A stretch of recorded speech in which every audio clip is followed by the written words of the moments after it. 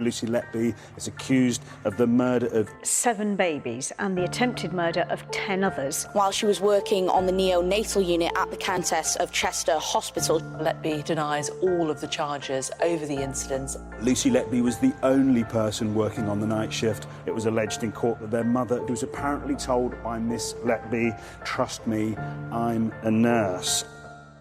This is a podcast about one of the most anticipated criminal trials for years. It involves the most shocking of allegations, the alleged murders and attempted murders of tiny, premature babies at the hands of a neonatal nurse whose very job it was to look after them. Lucy Letby is on trial at Manchester Crown Court, accused of killing 7 infants and injuring 10 more at the Countess of Chester Hospital in Cheshire. In total, there are 22 charges, all of which she denies. I'm Liz Hull, Northern correspondent for the Mail. I will be in court to report on the case as it develops. And I'm Caroline Cheetham, a broadcast journalist. Every week on this podcast, we'll examine what's happened and bring you the details behind the headlines. This is the trial of Lucy Letby.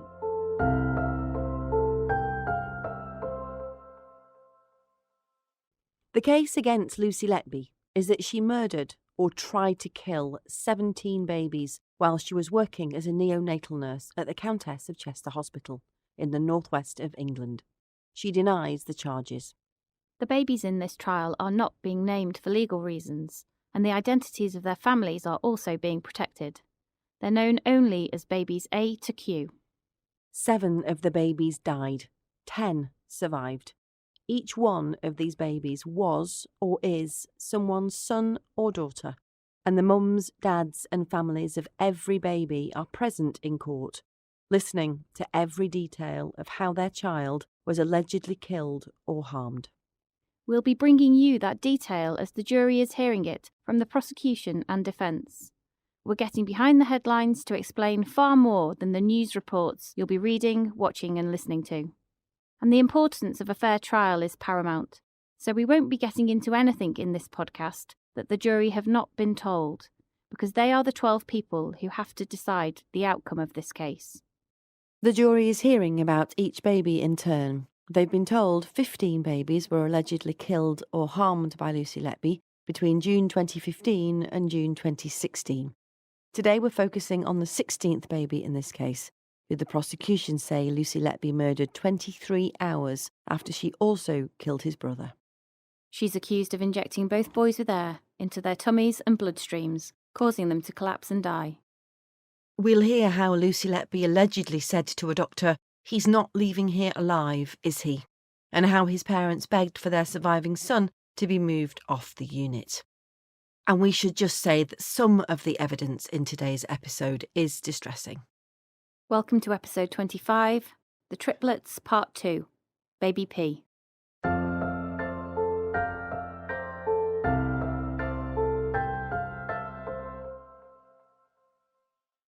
So Liz, our episode last Monday, episode 23, was all about baby O, the middle-born of 3 identical triplets allegedly murdered by Lucy Letby at the end of June 2016, on her first shift back following a holiday to Ibiza.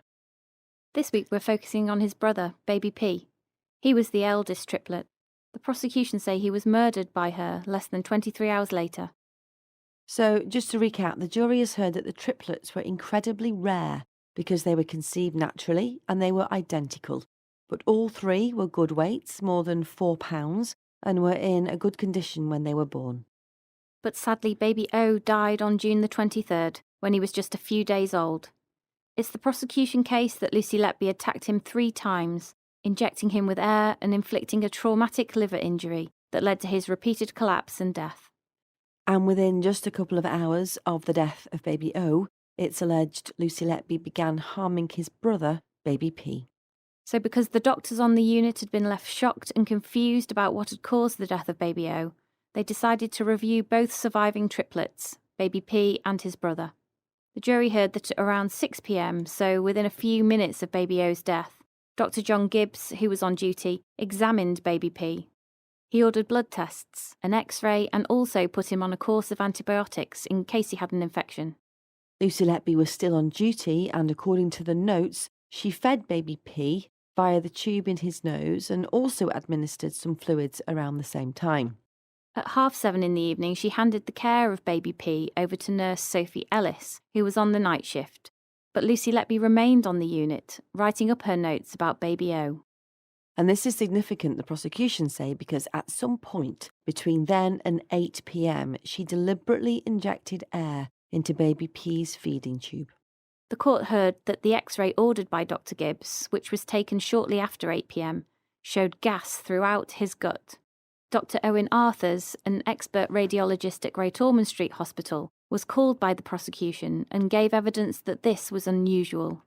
Dr. Arthurs said infection, or a bowel condition common in premature babies, could potentially explain the air, but he added that another alternative was gas had been administered down his feeding tube. Over the course of the evening, jurors were told baby P had a couple of episodes where his oxygen levels fell and his heart rate was low, but he was still breathing for himself and he wasn't poorly. So that night, Nurse Ellis was looking after baby P, and she gave evidence that she tried to give him milk via his feeding tube in his nose every 2 hours. But the court heard he was having problems digesting his milk, so a decision was taken to temporarily stop his feeds and to closely monitor him. Now, the triplets' parents were staying overnight at the hospital, but his mother told the court that after losing baby O, they barely slept and were feeling anxious for their other 2 boys. They were awake at 6 a.m. and decided to go and check on their sons. Nurse Ellis told the court she'd withdrawn air from baby P's feeding tube at around the same time, but his tummy was soft and not swollen. His temperature, breathing and heart rate were also within normal limits. And at 7:30 a.m, Lucy Letby came on duty for her shift. She was asked to care for baby P, who was being looked after in nursery 2. Nurse Christopher Booth, another experienced nurse, was looking after the other triplet who isn't part of the case in the same nursery. The shift leader, Catherine Percival Calderbank, gave evidence that she put Nurse Booth in nursery 2 with Lucy Letby to give her extra support because of what had happened to baby O the day before. But she also told the court that, in general, Lucy Letby preferred being in nurseries 1 and 2 with the most poorly babies. Nurse Percival Calderbank said Lucy Letby told her it was boring in the other nurseries and she didn't just want to feed babies. So Lucy Letby just had baby P to look after on this shift, and at around 9:30 a.m, some 2 hours after she came on duty, Registrar Dr. Tony Uko reviewed baby P on his ward round. He noted that baby P's abdomen was swollen. He also had slightly mottled skin, but his heart rate and oxygen levels were fine.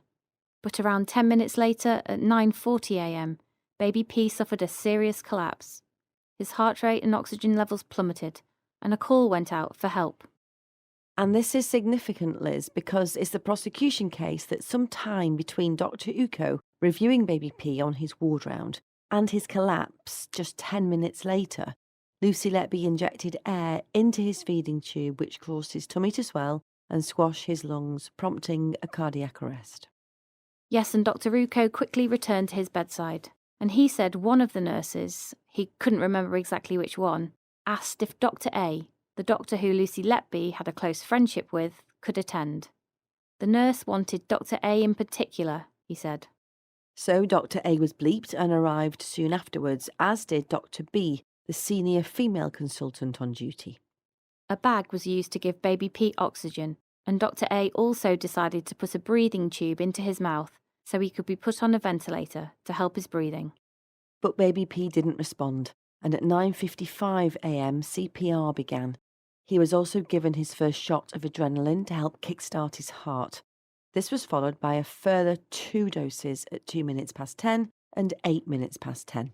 Calls were also made to have baby P transferred to a more specialist hospital nearby.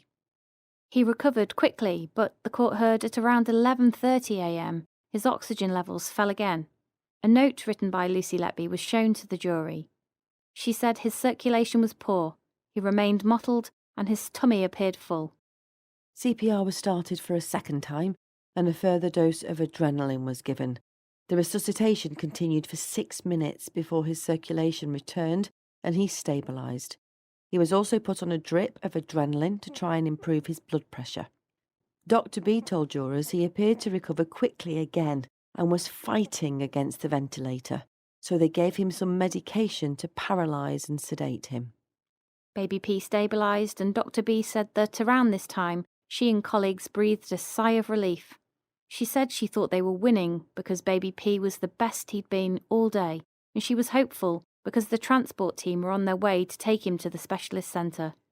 But around this time, Dr. B said she remembered Lucy Letby saying something she described as shocking. She told jurors Lucy Letby commented that Baby P was not leaving the Countess alive. Her evidence has been voiced by an actor. I remember saying the transport team are going to be here soon, almost thinking out loud. I was literally counting the minutes before they arrived. Staff nurse Letby said, "He's not leaving here alive, is he?" Which I found absolutely shocking at the time. I turned around and said, "Don't say that." All these years on, 7 years on, that memory is still very much alive in my mind. We see babies who are very, very sick, who are very, very unwell. Even when we know their chances of survival are very poor, personally for me, that's something I would never let myself think. It's that hope that makes you keep trying. Because Baby P had stabilised, Dr. B said she and Dr. A decided to go to the tea room on the unit to grab a drink. But the kettle hadn't even had the chance to boil, she said, before another staff member called for them to return to Baby P urgently. And when they returned, Dr. B said Lucy Letby was with Baby P, who was crashing. She told the jury she couldn't remember if anyone else was in the nursery. And she said that, although he was paralysed, it looked as if Baby P had dislodged his breathing tube. So Dr. A re-intubated Baby P and they began CPR for a third time. This time, Baby P received 5 doses of adrenaline in 16 minutes as doctors battled to keep him alive. The dose of adrenaline in his drip was also doubled, and he was given more medicine for his blood pressure. CPR was eventually stopped after 22 minutes when he recovered again at around 12:50 p.m. Dr. A told the court there was no clearly identifiable cause for what was going on. We were managing symptoms as they arose: his difficulty with breathing, low cardiac output, low blood pressure. Around this time, doctors also discovered Baby P had a small puncture in his right lung, and a needle was inserted to try to remove some of the air which was causing his lung to collapse. At about 3 p.m, Dr. A inserted a chest drain to try and help resolve the puncture, and around the same time the transport team, led by experienced neonatologist Dr. Oliver Rackham, arrived to take Baby P to Liverpool Women's Hospital.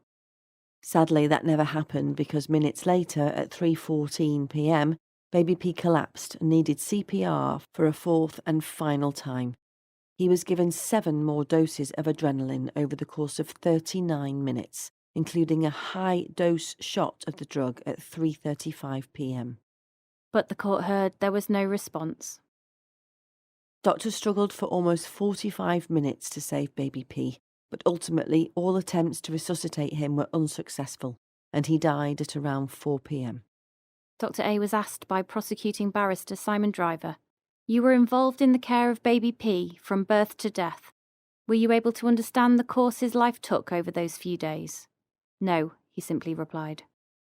Jurors were told that Baby P's parents were on the unit while all this was going on. They'd arrived soon after his first collapse, just before 10 a.m. In her statement to the court, his mother described watching an almost identical scene as the one the day before. Her words had been voiced by an actor. When we got down to the neonatal unit, it was like deja vu. Everyone was running around again. It was chaotic. The same doctors and Lucy, the nurse, were all there again.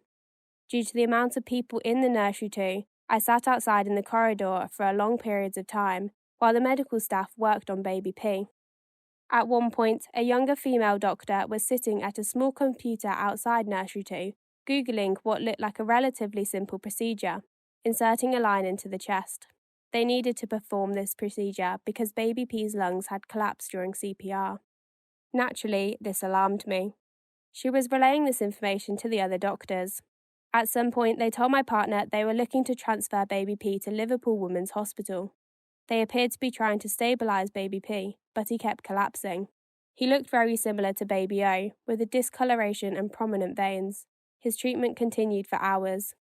The transport team arrived, headed by a young male consultant from Arrow Park Hospital called Dr. Oliver Rackham.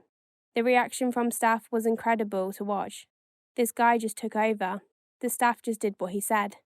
I immediately felt reassured on his arrival. He was calm, whereas everyone else seemed panicked. Eventually, he decided baby P shouldn't be resuscitated anymore. When baby P passed away around 4 p.m, Dr. Ackman brought him over to me and was so apologetic. He said he couldn't believe what had happened. He stayed with me for some time. My partner and I begged him to take our surviving son with him. Eventually, he agreed. After baby P passed away, Lucy was extremely upset and emotional. She was in pieces and almost as upset as we were. She brought baby O and baby P down to see us in a Moses basket before we left for Liverpool. She dressed baby P and took pictures of both boys. She was in floods of tears. The triplets' father told police in his video interview that Lucy Letby was upset after their second son died. The following exchange begins with the detective and is voiced by actors. What do you remember with baby P? I just remember going down, and when we got there, it was just like pandemonium. It was absolutely mental. Worse than the day before, obviously. Because of what happened the day before, they were like, bloody hell, we can't let this happen again. There seemed to be more people on the unit. You mentioned before baby O had an ET belly? With baby P, there was none of that. The only discomfort I remember with him, you could see him struggling for his life, but I can't remember seeing his belly swell. What reason did the medical staff tell you was wrong with baby P? Again, I don't think we got any reason. At what point did the transport team arrive? Quite later on. Must have been early evening. They fought with baby P for not long, maybe 10 to 15 minutes. Not long after they arrived, baby P passed away, and they couldn't do any more. While they were there, we begged for them to take our surviving son. We said there's no way he's staying at this hospital. You've got to take him, otherwise we'll take him ourselves. But obviously he was too small. They agreed to take him over. I am pretty sure that it was Lucy Letby who wheeled the two boys down to see us in the cold box. I'm sure it was her. 110% it was her. She said how sorry she was. She was very tearful and very upset. I'm pretty certain Lucy Letby dressed a pair of them because we'd picked out little matching outfits for them. She did the boxes for us. She went out of her way to get an SD memory card that goes into a camera, so we had plenty of memory to take plenty of pictures. But Dr. B told jurors something slightly different about Lucy Letby's behaviour after baby P's death. She told jurors she remembered Lucy Letby being quite excited and animated when they went to see his parents soon afterwards. Her evidence to the court has been voiced by an actor. After baby P passed away, myself and senior nurse Letby went down to speak to the parents. I remember feeling I don't know how to face them. The parents were sitting there and I told them baby P was going to need a post-mortem. Senior nurse Letby was behind me, and one of the things I found unusual was she was almost sort of very animated. Do you want me to make a memory box for him? You know, like I did for baby O yesterday. I remember thinking, this is not a new baby. This is a dead baby. Why are you so excited about this? I found that was very inappropriate. Not what was said, just how she said it. And the doctor told the court that, like the triplets' parents, she also wanted the surviving brother to be transferred out of the Countess. Yes, she told jurors that she thought to herself that Lucy Letby was a danger to him and that leaving the hospital was the only way he is going to live. Mr. Myers, Lucy Letby's barrister, accused Dr. B of dramatising what happened for the benefit of the jury and suggested Lucy Letby's comments had been taken out of context in what was a distressing situation for all staff. But Dr. B insisted the comments Lucy Letby made were highly unusual, and she said she was not exaggerating anything. Honestly, that's how I felt at the time. I've no intention of dramatising anything. It's tragic enough as it is.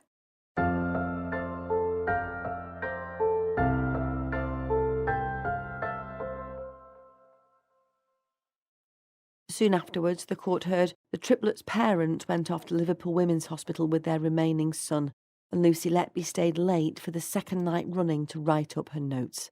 And around the same time, she resumed her Facebook conversation with Dr. A.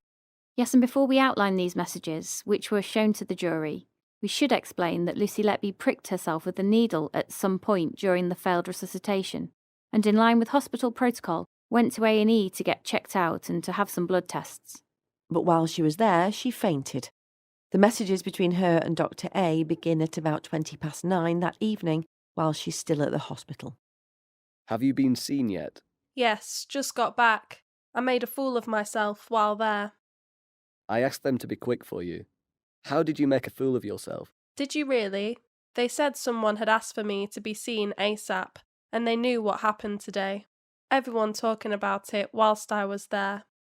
I fainted. I asked them to see you quickly, as a favour. I didn't give any details about today. Maybe someone from the unit also called. Oh, are you okay now? Bit shaky, but okay. Writing my notes. They were reluctant to let me go, as on my own. You could have bleeped me. I'm almost a responsible adult. I did think about it, but thought you would be in resus. I'm okay anyway. Do you need a lift home? No, I will be okay, thanks. Not finished yet anyway. I can wait. It's no problem. Can you give me 10 mins? Okay. I'm done. Just outside the front door. 2 secs.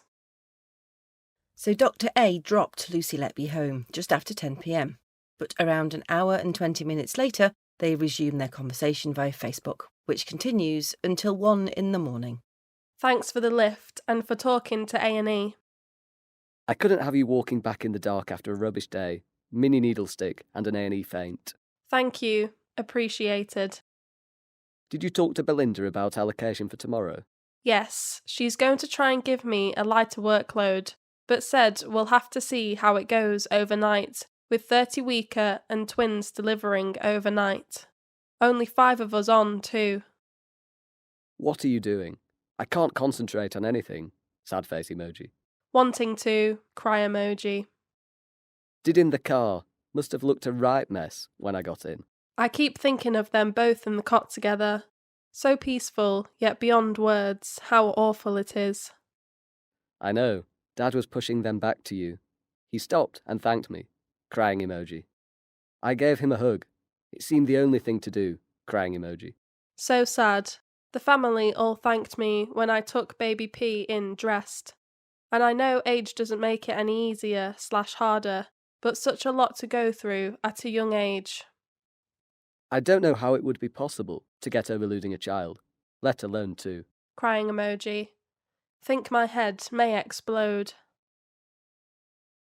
So Lucy Letby went to bed, but the court heard, unbeknown to her, some of the consultants on the unit were so suspicious that they decided she must be removed from work until a proper investigation could be carried out. We covered a lot of this in our bonus episode, episode 24, on Friday. But in a nutshell, baby P's death prompted the head of the neonatal unit, Dr. Stephen Breary, to phone the hospital executive on duty and demand Lucy Letby be removed from work immediately. But his request was refused, and Lucy Letby returned to work the following day, which is when she allegedly harmed the final baby in this case, baby Q, who we'll hear more about in a couple of weeks' time.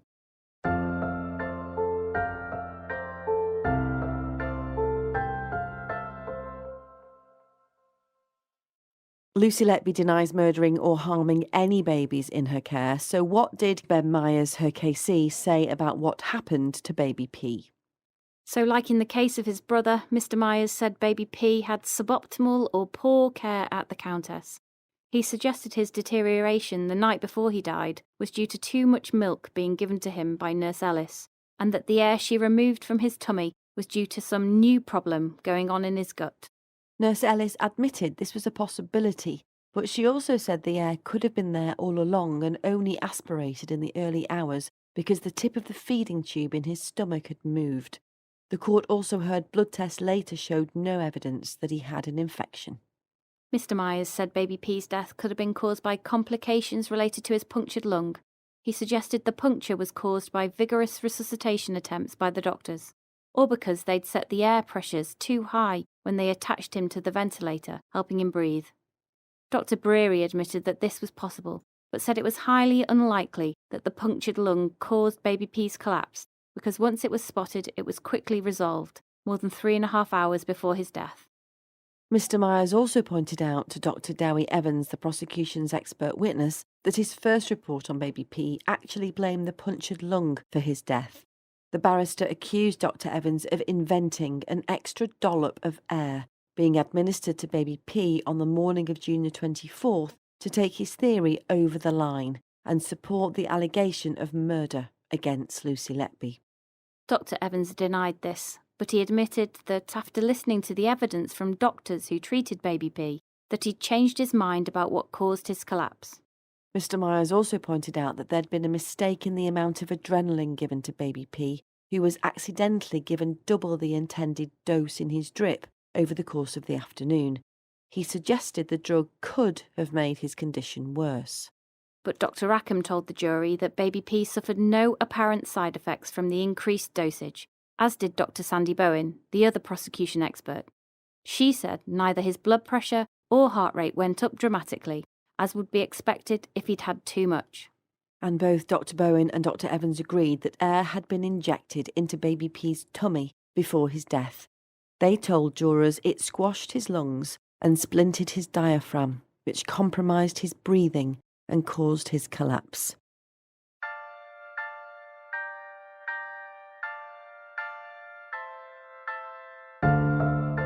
So that's it for episode 25. Now, Liz, we should let everyone know that you won't be back next Monday as you are away for a couple of weeks. But I'll be here as usual with my special guest presenter, Kim Pilling. Kim is a reporter for the Press Association who's been in court with me every day of the trial so far. And in fact, Kim was in one of the early episodes, Liz, episode 4, where he walked us through his career as a court reporter for the Press Association for, well, I think over 20 years. So it'll be great having him alongside me for a couple of weeks.